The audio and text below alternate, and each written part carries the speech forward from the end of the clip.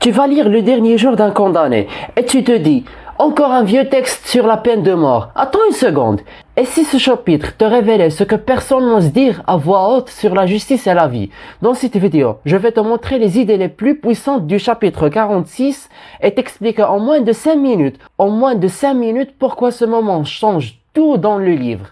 Beaucoup lisent ce chapitre sans vraiment comprendre ce que pense le condamné, ou pourquoi Victor Hugo l'a écrit avec autant d'intensité. Mais reste jusqu'à la fin, tu auras un résumé clair, les idées principales expliquées simplement, et même quelques astuces pour briller à l'oral ou à l'examen. Mais avant de commencer, n'oublie pas de watcher les vidéos précédentes, de t'abonner à la chaîne YouTube, et de lâcher, et d'exploser le bouton like et de lâcher un bon like comme toi. On commence, et on débute par les idées, par la citation des idées principales. On écrit grand 1, idées principales. Et on se discute. On a premièrement la résignation du condamné face à sa mort énorme ou imminente. Tout ce que tu veux. Deuxièmement, une profonde réflexion sur la peine de mort et son absurdité. Troisièmement, la solitude extrême du condamné malgré la présence des autres. Quatrièmement et finalement, le silence pesant et le passage du temps qui s'accélère. On note ces idées et les voici. On a premièrement la résignation du condamné face à sa mort imminente. Deuxièmement, une profonde réflexion sur la peine de mort et son absurdité. Ça veut dire ça, contradiction. Troisièmement, la solitude extrême du condamné malgré la présence des autres. Quatrièmement, le silence pesant et le passage du temps qui s'accélère.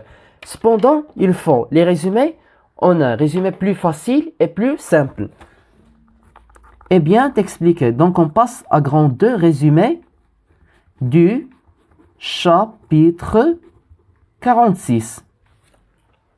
S'il vous plaît, je commence. Restez avec moi.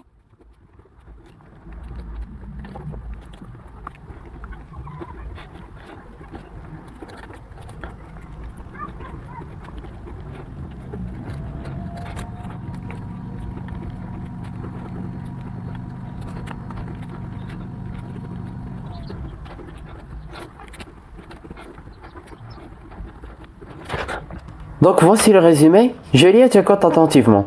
Dans ce chapitre, le condamné attend son exécution. Seul avec ses pensées, il ressent une angoisse grandissante face à l'approche de la mort. Son regard se perd dans les détails de son environnement, tentant de fuir l'idée de la guillotine. Le silence de ses geôliers accentue son isolement. Il pense à sa vie, à l'injustice de sa peine et à l'absurdité de la mort imposée par l'État. La tension monte et le lecteur est plongé dans la psychologie d'un homme au seuil de l'inéluctable.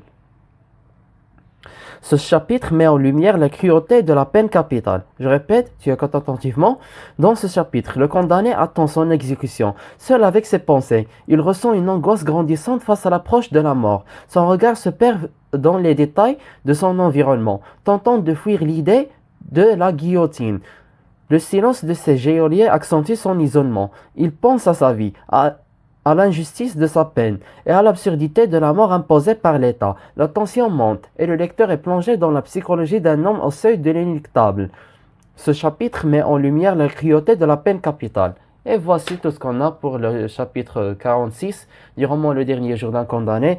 Si tu es intéressé à ce contenu, n'oublie pas de watcher les vidéos précédentes, de t'abonner à la chaîne YouTube et de liker la vidéo. À très vite.